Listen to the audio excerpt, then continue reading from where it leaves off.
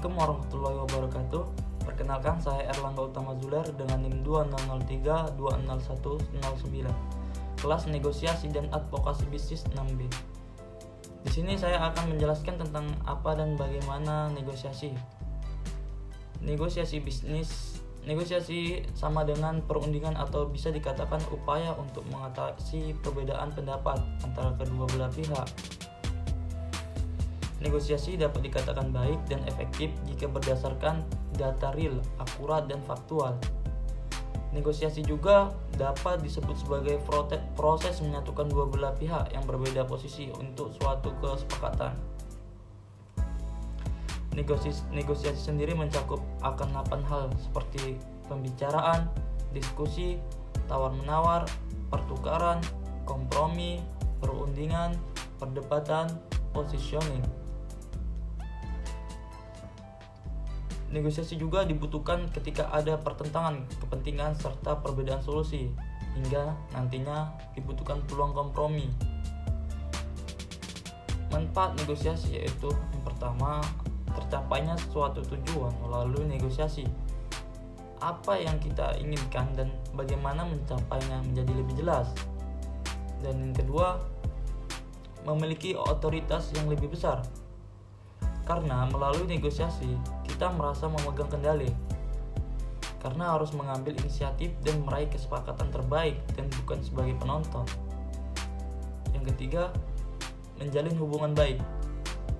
Inti negosiasi mencapai kesepakatan yang memuaskan baik kebutuhan kedua belah pihak sehingga terjalin hubungan yang harmonis atau yang disebut dengan win-win solution. Yang keempat, mencegah dan menyelesaikan konflik. Melalui negosiasi, pihak lain dapat melihat cara pandang kita dan menyepakati hasil yang menguntungkan kedua belah pihak. Jadi, mencapai suatu tujuan dapat merangkul lawan.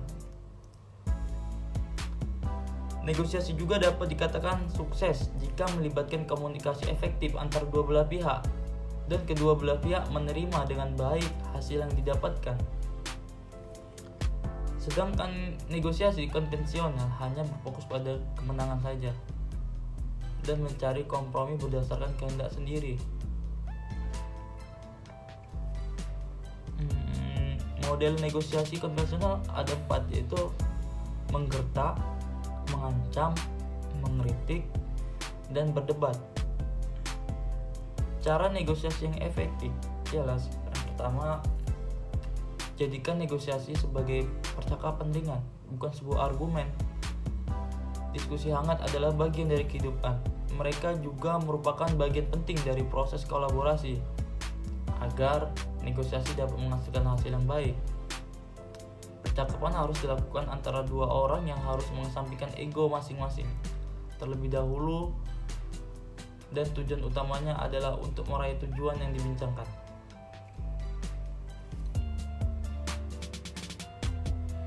Dalam hal ini, kita harus menyarankan untuk menyampaikan maksud dan tujuan negosiasi secara jelas dan langsung. Dalam kata lain, kesampingkan keinginan kita yang memang tidak perlu dan utamakan kepentingan yang kita rasa memang benar-benar kita perlukan.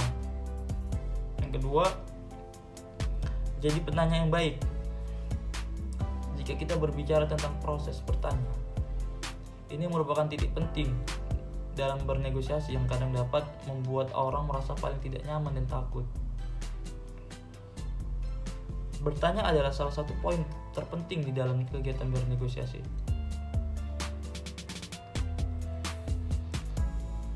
Sebagai seorang negosiator, jangan takut untuk bertanya pada klien kita. Kuasai teknik pertanyaan dengan sebaik-baiknya. Jika kita dapat menguasainya, maka kita dapat mencairkan situasi yang tegang antar kedua belah pihak. Dengan pertanyaan-pertanyaan yang tepat, kita juga dapat mengarahkan alur obrolan kita dengan klien sehingga lebih terarah. Ingat, kita dan pihak lainnya sedang berbincang dan bernegosiasi untuk mendapatkan jalan tengah yang memuaskan serta membahagiakan kedua belah pihak. Jadi, jangan takut untuk bertanya atau menerima pertanyaan dari pihak lain. Yang ketiga, berikan jeda di percakapan. Seringkali keheningan membuat orang merasa tidak nyaman. Hal ini sangat ditakuti terutama ketika berbicara dengan musuh atau orang yang kita anggap asing. Perlu kita ketahui bahwa hal ini adalah wajar dalam sebuah percakapan. Diperlukan suatu jeda untuk menerima istirahat dalam percakapan tersebut. Berbicara secara terus-menerus untuk mengisi ruang dalam negosiasi bukanlah cara yang efektif untuk membangun hubungan jangka panjang yang solid. Tidak ada yang benar-benar ingin berbisnis dengan orang yang selalu berbicara panjang tanpa ada jeda sedikit pun.